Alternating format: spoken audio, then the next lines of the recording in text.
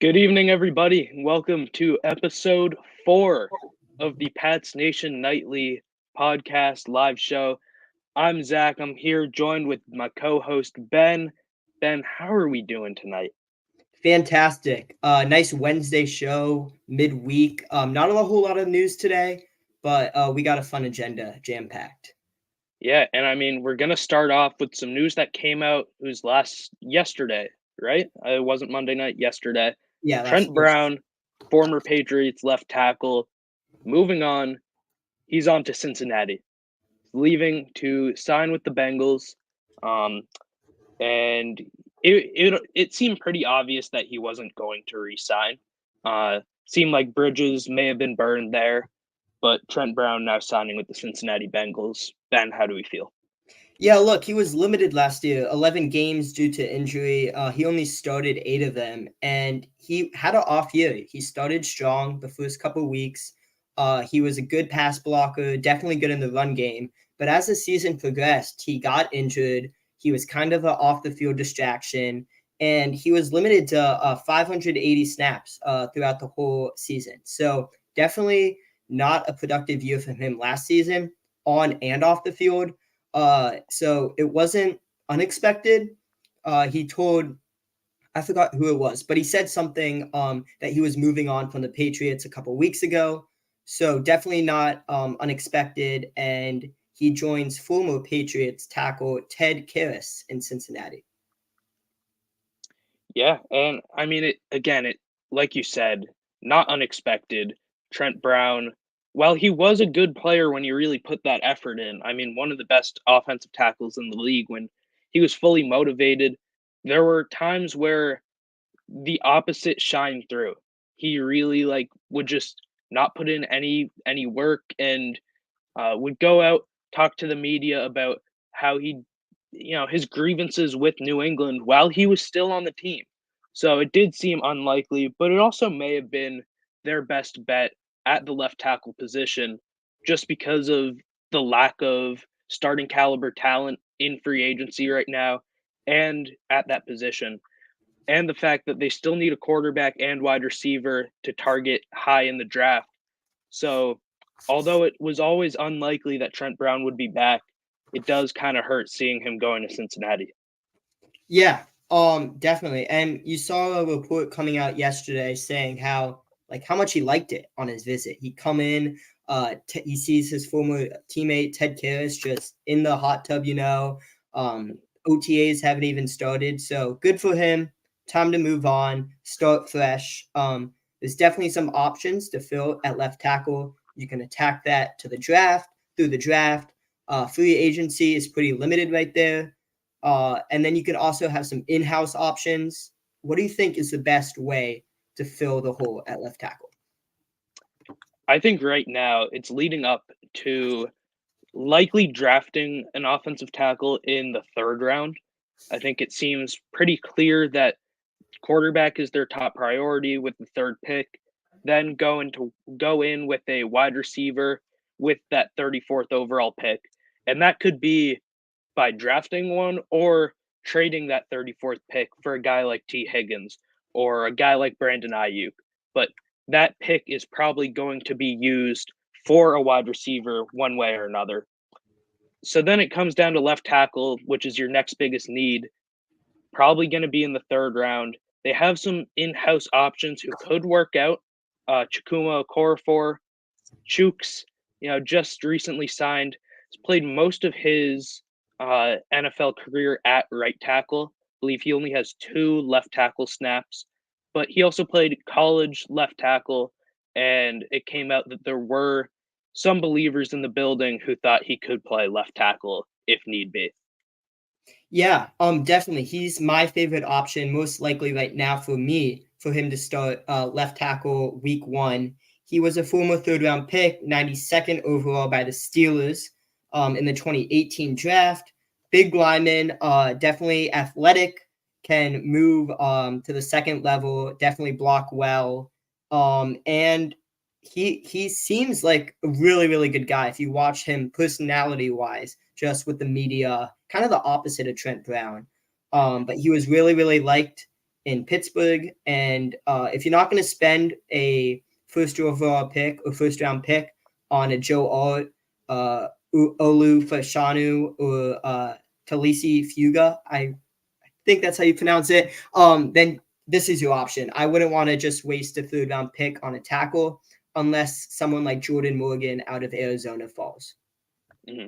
Yeah, that's fair. But what does scare me a little bit is if you don't draft a left tackle somewhat high, top 75, let's say, which you would be able to with that third round pick sitting at 68 right now, you're going in to next year similar to how you went into last year at the right tackle position. Last year, it was just kind of, nah, we'll figure it out. We signed 4 different guys and drafted some offensive guards who we think could play offensive tackle, and we'll figure out the right tackle position. And then injuries happen. You end up having to slide Mike Onwenu to right tackle, which worked out, but it's not ideal going in with just no, we threw this together. We have these guys who we think might work out type of plan because it didn't it wasn't perfect. It's not perfect. And it's just nerve-wracking going into next year with a similar situation as you went into last year. Yeah, that's a good way to wrap up that first segment. Now moving on to pro days. It's on everyone's mind. First off, I don't know why you're scheduling Texas, Alabama, Ohio State, and there was one more, and USC all on the USC. same day. Yeah, I makes no sense to me. But Albert Breer, NBC Sports, reported this morning that the Patriots had a strong contingent in USC watching Caleb Williams. That was quarterbacks coach T.C. McCartney, Elliot Wolf, and Alex Van Pelt were all at USC. And then Gerard Mayo is going to join all 3 of those people to watch Drake May later this month at UNC, J.J. McCarthy at Michigan, and there might have been one more. Jaden Daniels at Yeah, LSU. and Jaden Daniels at LSU. So definitely those are the 3 main guys watching these quarterbacks play. Caleb Williams, likely not going to fall to the Patriots, just in case doing your due diligence on the number 1 projected quarterback out of this class. Yeah, I mean, hopefully the Bears and the Commanders find out that no one went to Caleb Williams' birthday party, and maybe he slides down to the 3rd pick. We can only hope. I watched that. I watched his throws. He just made it look so effortless. And I mean, it's a pro day. It kind of should be like that. You don't have pads on. You're just out there throwing with your guys, your own teammates. But some of those throws, just he makes it look so easy, just so smooth. Finished the day off with a strong, I think it was like 60-yard deep ball to Brendan Rice, perfectly in stride. Showed off his punting ability after that. So I thought it was a strong day for Caleb. And then going into, I believe it's next week for Michigan, USC, LSU and UNC. Again, just watching those quarterbacks, those guys who are in play at pick 4 or pick 3. Just seeing those guys, meeting with them, having dinner with them, formal meetings, inviting them to top 30 visits, all of that good stuff that really gets things going. And kind of brings in the next phase of the draft process of really taking a deeper look at these players. Yeah, so today Alonzo Highsmith was representing the Patriots at Alabama, where wide receivers coach Tyler Hughes and former DL coach, defensive line coach, but now defensive coordinator DeMarcus Covington was at Texas covering that. Tomorrow is another big day of pro days. Not as many big name schools, but I have one player from each of these schools I'll list off that I'm going to be watching. Let's start with Florida. Wide receiver Ricky Pearsall. I'll be very surprised if we don't see Tyler Hughes at that. I think he's going to go to that. We have New Hampshire with running back Dylan Laube. We have Notre Dame, Sam Hartman. Rice, one of my favorite prospects in this year's draft, Luke McCaffrey. I think he's going to be really, really good. And then you have Utah, Sione Vaki, and Virginia State, which is I believe D3 school. Definitely not D1. It's D2, D3. I think it's D3. Willie Drew, defensive back. He went to the Senior Bowl. Definitely a good guy. Lengthy cornerback. Definitely plays in more of a cover 3 scheme. But someone I'm looking forward to. Yeah, and those were all guys who we were able to watch in person in Mobile. Great players. Really, all of those guys you listed had a great week. I know Laube told me that he had met with Matt Evans from the Patriots, who's a UNH alum, where Laube attends. So it should be a great day for those guys. Just again boosting their stock, showing what they can do. Another name that you mentioned, I'm really excited with being able to watch him, Sione Vaki. I mean, that guy can play everywhere, literally everywhere. He can play safety. He can play in the box. He can play outside corner, slot corner. He can play edge rusher, running back, wide receiver. The Patriots, you're going into the draft saying, oh, the Patriots have needs at 5 different positions. Sione Vaki can play 5 different positions if you really need him to. That's more of a luxury pick, which the Patriots might not be able to afford to select. But I think that's one to keep an eye on because definitely a fun player. And if he has his pro day streamed live anywhere, that's one to watch for sure.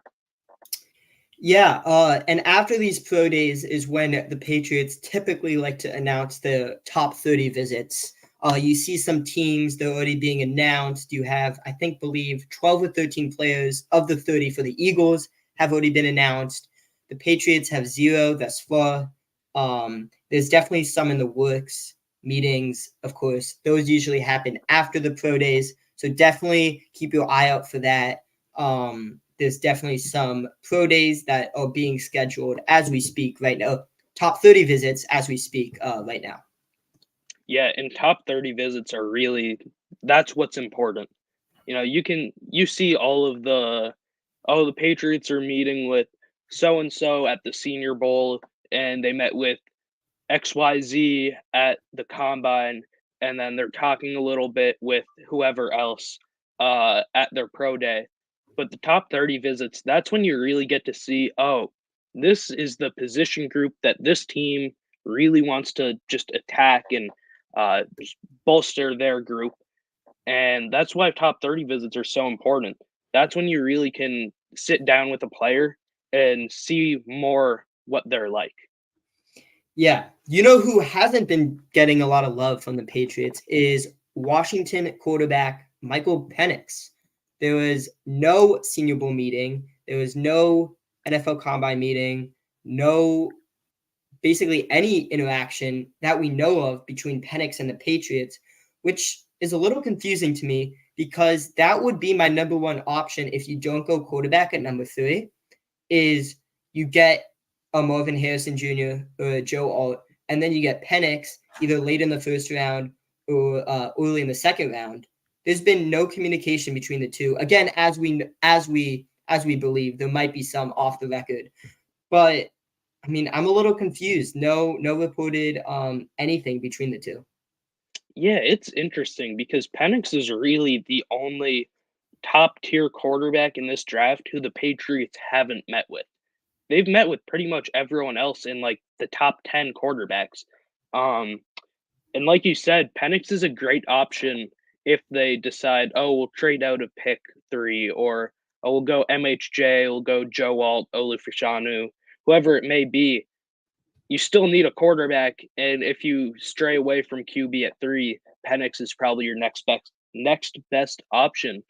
Um, like you said, didn't meet at the Senior Bowl as far as we know, didn't meet at the combine, and it's also expected that there won't be any like high decision makers at his pro day, because it's the same day as UNC's, where head coach Gerard Mayo, offensive coordinator Alex Van Pelt, Elliott Wolf, and TC McCartney are expected to be.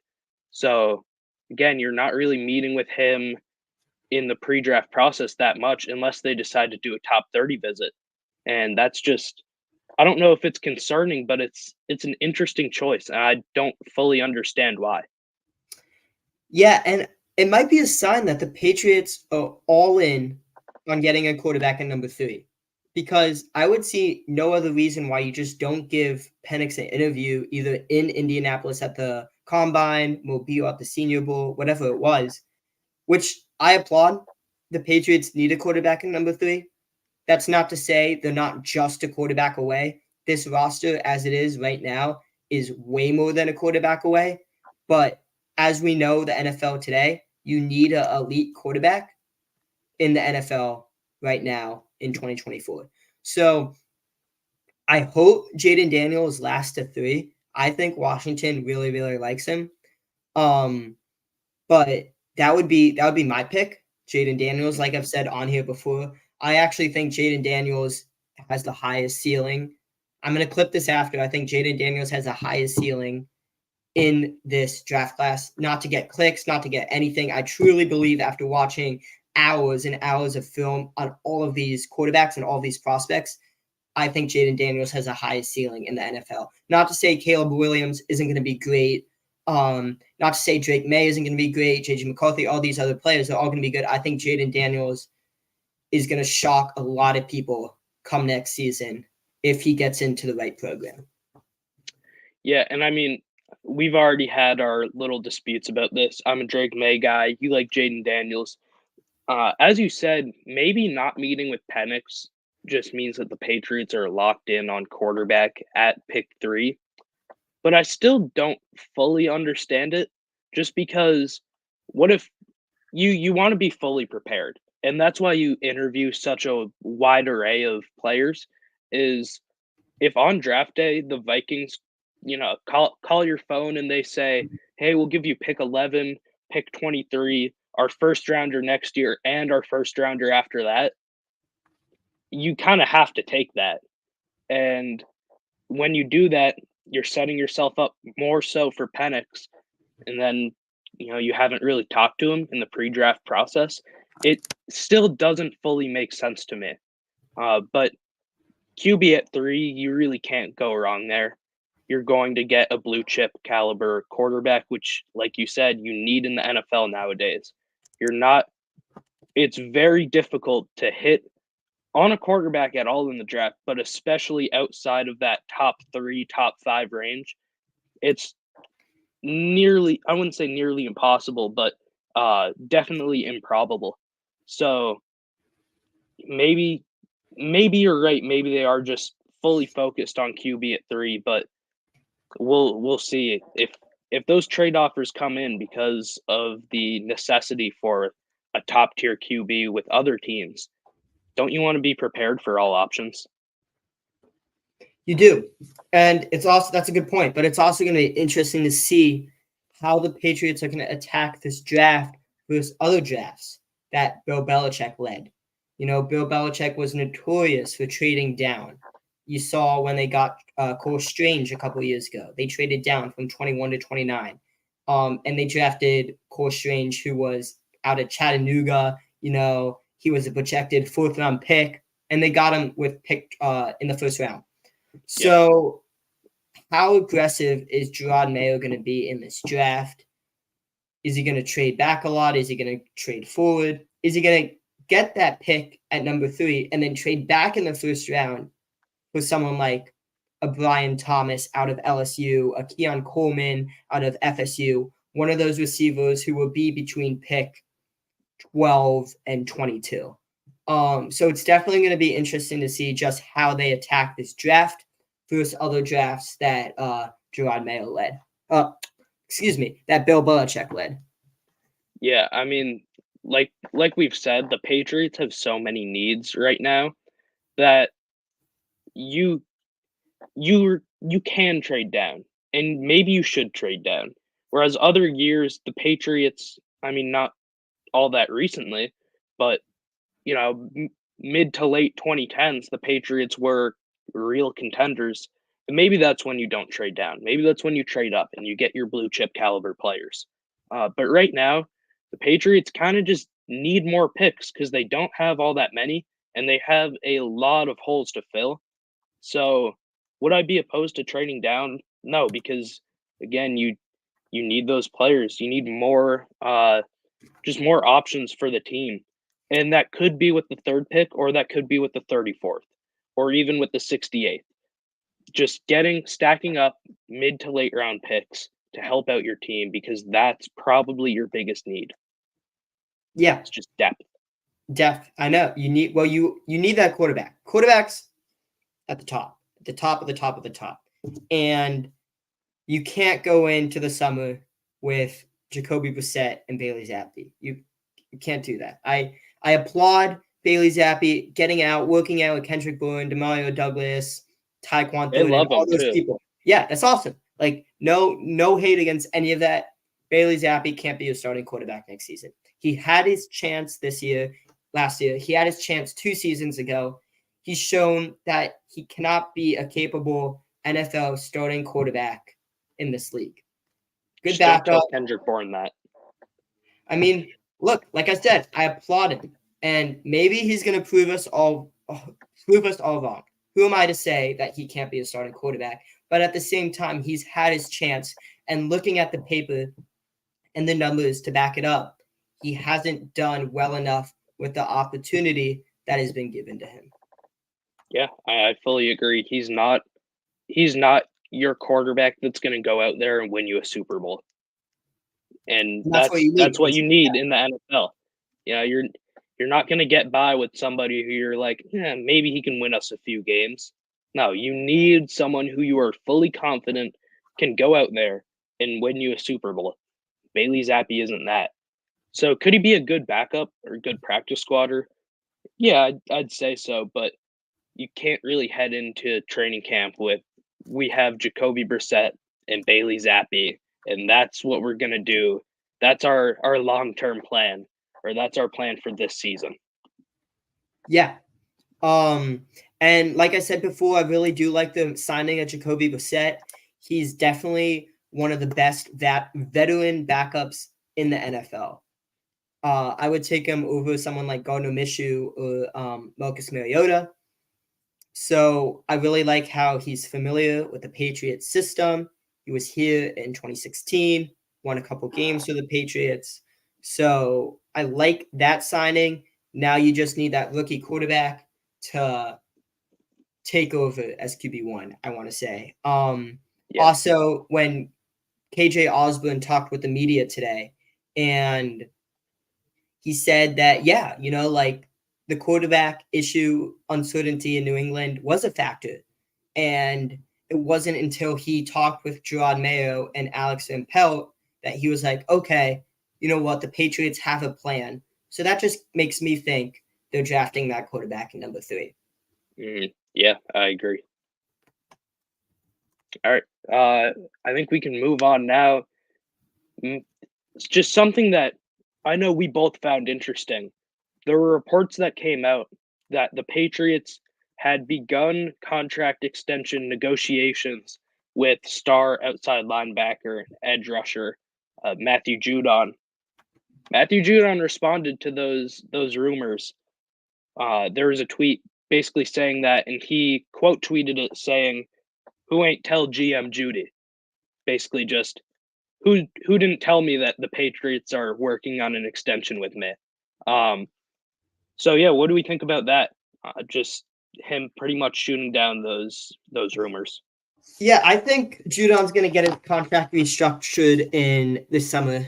I think maybe he gets extended, but I doubt it. I think he'll get some, like they did to Trent Brown last September. They gave him a little incentives, more bonuses, that sort of thing. So I think that's what's going to happen in the coming months for Judon. But the Patriots also have a ton of guys who are coming up to that contract year this season. None other than Christian Barmore, who is going to be a huge name if he hits the open market. You saw Christian Wilkins out of Miami. He just signed a 4-year, $110 million contract, which is insane to think about. Yeah, And that's ridiculous money. realistically, I don't think Christian Barmore is going to get up to that, but it's not going to be that much less. And especially if he has another season like last year. He was injured 2 years ago. He was injured a bit his rookie year. Last season, he played the whole season, and he played really well. So I hope the Patriots extend him before the season starts so he never actually hits the open market. We'll see what happens, though. Yeah, not Judon, geez, Barmore has just quickly emerged as a force to be reckoned with. His stats last year were very comparable to the guys who ended up being all pros. And again, when you put those contracts side to side, he might end up making upwards of $20 million a year. Wilkins got 27 or 27 and a half. Like that is insane money. But you have to pay it because that's one of your that's probably the best homegrown player that you have had in maybe a decade. Like he's a star in the making. So that should be priority number one for the Patriots right now. Now that that first wave of free agency is over and they brought back a lot of their in-house guys, now extend the other ones that are set to hit the market next year. So you have so much cap space to work with still. Yeah, you have around 50 million. Barmore was 8.5 sacks last season, I believe it was. That's off the top of my head, maybe 9 sacks, but he led the team in sacks. That was missing Judon, and he really showcased his ability not just to take up double teams, but also to get to the quarterback, to rack up those quarterback hits and those sacks. He started 6 games last season, and when the Patriots were in that base 4-3 defense, he played in the A gap and really solidified the run game right there. Yeah, and this is a little bit off topic, but a message from the chat just came in from Twitter X. I want to know your opinion on this. Kevin says, flip Judon for a pick now while he has some value. What do you think about that, possibly trading Matthew Judon? I don't love it. I really don't. I wouldn't advise anyone doing that right now just because Matthew Judon is such an important piece, not just on the field, but also off the field. I mean, you know how hard he works at getting these Patriots recruits. I mean, maybe he's 0 for like 1 Yeah, for he might be 0 for 10, but or 0 for 10, whatever it is. But he just has such a great personality off the field that I would hate to lose him. Now, it's not an awful idea, just considering if you can get it. You think you can get a 3rd-round pick for him? I don't think the value is really going to be there. I don't think the value is going to be there because he's getting old. He's older. He's going to need a new contract, and he's coming off of a season-ending injury. So, yeah, he has some value, but I mean, I don't think you're getting more than like a 4th or a 5th round pick, which at that point you just keep him. He's a better player than that. But the way that player for draft pick trades work, you're just not going to get a lot more than that. With an aging player who needs a new contract who's coming off of a season-ending injury. Yeah, and he's worth more now than I think he'll ever be in his career, I think. Unless he has a 2021 campaign this season. He's coming off the injury. He hasn't played football since like on like an actual game day since October. I just don't see that much value. Now, if you can get a third round pick for him, I would send him wherever he wants, but I just don't think you're getting that high of a pick. Yeah, I mean, if you get that value, then that allows you to do a lot more in the draft. You can take a QB at 3, take a wide receiver with 34, or trade 34 for a wide receiver, like again, like T. Higgins. And then you can go offensive tackle with 68 and double dip at receiver with that second, third round pick, with that pick that you get for Judon. But moving back into contract extensions, so we already talked a bit about Barmore, but the Patriots have a lot of free agents coming up, a lot of core pieces who they probably should get extensions done with. Now, will they do it with all these guys? No, but we're gonna run through a bunch of different guys who are on a contract year who the Patriots could or should extend. So starting out, or going back into it after Christian Barmore, Ramondre Stevenson, fourth round pick in 21, and now you need to make a decision. Are you letting him walk after this year? Are you letting him hit the open market, or are you bringing him back for the long term? Yeah, I'd probably have a different answer if this question was posed 3 months ago. This offseason, running backs got paid. Like they really got paid, and they moved like incredible. Like you saw probably 10 running backs. Derrick I don't Henry, know. Austin Eckler. I don't know if a single one re-signed. Yeah, Like, no, they all moved. Everyone moved. So what tends to happen in the NFL is these teams draft these running backs in the later rounds, and during his rookie contract, since they're so cheap, you just pound them and rack up those carries and just use them like crazy.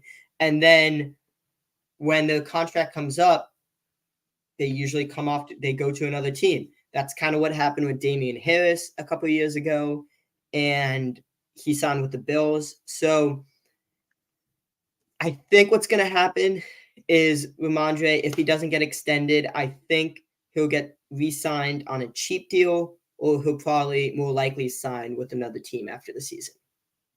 yeah, realistically, I don't really see an extension being done there. I think that's beneficial really for both sides. Ramondre might have a big year ahead of him. Not getting an extension done early on just lets him bet on himself and maybe go from a $4 million a year player to a $12 million per year player if he really has that type of season. So, and then for the Patriots, there's not really any risk where if you extend him for the long run, you have to worry about, oh, maybe he's going to get injured like a lot of running backs do. But I think both sides should kind of just stay away from an extension for now. And then after the season, before free agency, come back to each other and talk numbers, see if they're close, and hopefully get a deal done there. Yeah. Moving on to, unless you have something. No, I was just going to say Um, the next player, but you go. You have the honors. so moving on, Jabril Peppers. And this, I think he should be maybe top priority after Barmore. That's my opinion. He brings the energy, and that's what you need, especially with Mayo being seems like he's going to be that type of head coach where it's just a player's coach. You're you're bringing the energy. You're one of the guys. You're essentially a player, just in your mindset. So having a Jabril Peppers in the locker room, I think, is huge. His play this year was unmatched. Probably the best Patriot on the field this year, or maybe Christian Barmore could go either way. But yeah, I think he should be a top priority. Yeah, and he's getting old in age, but not like you think. He's 28. So he's not in his 30s yet. I thought he was. like you said, definitely a priority for me, for the Patriots, for everyone. He should definitely be back with the Patriots, maybe on a 2-year, $18 million contract, something around then. Jonathan Jones, next on the list. He is 30 years old. I don't think he resigns with the Patriots. He recently signed a 2-year, $19 million contract before last season got underway. And I think the Patriots might be looking to draft his replacement in the upcoming draft. I'd actually now I do think that they're going to draft somebody to maybe take over Jonathan Jones's role a little bit, but I think he's gonna. I'd be surprised if he's not back. We heard when he signed his 2-year deal, we heard that he left a lot of money on the table from another team. So it's just those type of guys who want to come back to New England. I mean, we saw it this year with Josh Uche. Want to come back to New England, just have that team loyalty. I think those are the guys who just keep extending contract offers to, hope that they come back. And he already showed he wanted to come back on his last contract. Hopefully, he still wants to, and that's an extension that I do hope that they get done. Yeah. Next guy on the list that we have is none other than team captain David Andrews. I think there was some speculation that Andrews was going to retire for this season in the offseason. Right now, he's not. He will be playing this season. This might be the last season for him. I think he's getting up there in age. I think he was going to retire last season. And you saw at the end of the season, everything was kind of getting to him. But again, a great guy, great person with the media, and all around someone you want to have in your locker room. Yeah, again, I think that's the type of contract that they wait until after the season to possibly extend, and bring him back because you just have to see if he wants to play football still. And if he does, it's probably going to be a 1-year deal just to stay home, stay in New England. And if he doesn't, he's just going to retire, which seems like it is the most likely scenario. But yeah, similar to Ramondre, although for different reasons, I think the Patriots should wait until after the season to open up contract talks. Yeah, definitely agree with that. Yep. 2 more players. Do we have more players? Yeah. Who are they? I believe we have 3 actually. So we have Jelani Tavai. Okay. I think that's one where you bring him back. I mean, He really played well. Yeah. Yeah, last year you would never think, oh, Jelani Tavai is going to be a difference maker for the Patriots. He was last year. And again, that's just a guy who he broke out in New England. And you want to bring those guys back. You want to have those, like, I don't know if I'd call Jelani Tavai a fan favorite. Well, those types of guys who they broke out in New England and you want to just keep having them on the team.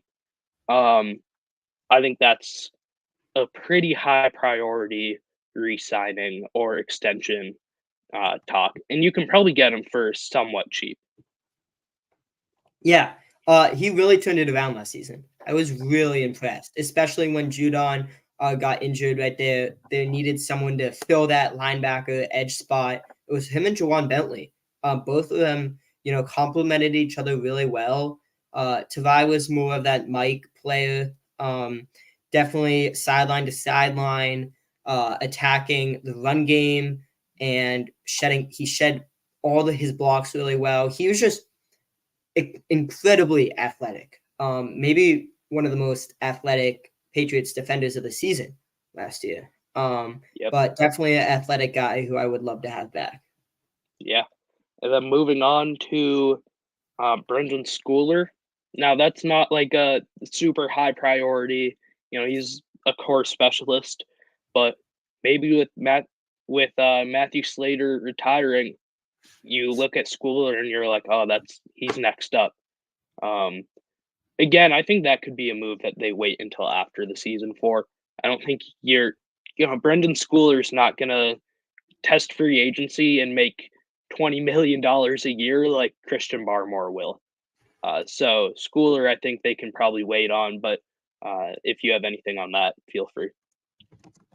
Yeah, too early to tell, for me at least. Led the team in special team tackles last year, but I really want to see more from him before I have an opinion on if the Patriots should spend $4.5–3 million on him for the following For a season. core specialist. Yeah. Exactly. Yeah. And then last but not least, and before we go into it, just if you guys have anything in the chat, we're going to be wrapping up after this. But if you have any questions, any comments, put them in the chat on Twitter and on YouTube.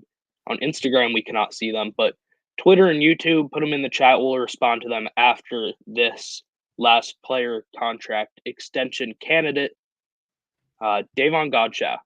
What do we think? Yeah, he's another guy who played really well last season, and I wasn't expecting a lot from him. He definitely surprised some people. I forgot, is he on a 3-year contract? I know he was signed for Miami. I think so. I think he might have been, because wasn't he? I think he was in the 2021 spending spree. He right? was. Yep. So Or is that 4 year? No, it's 3. No, it's 3. Yeah. He must have signed an extension or something because he's on a 2-year, $20 million contract right now. Mm-hmm. Either way, he's playing really well for a former 5th-round pick.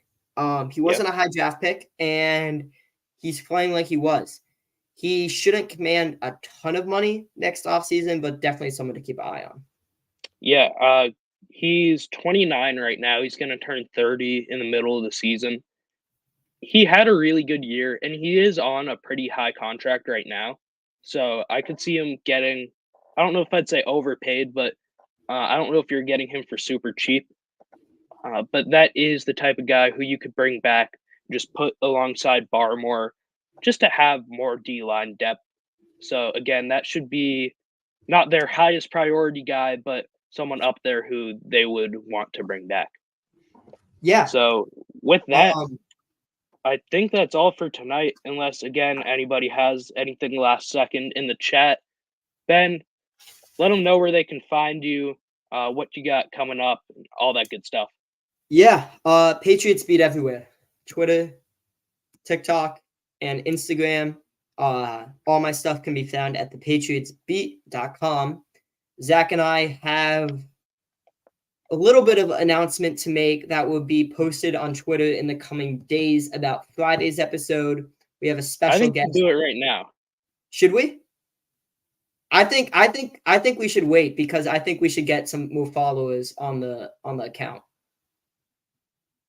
Oh, That's awesome. But you just froze.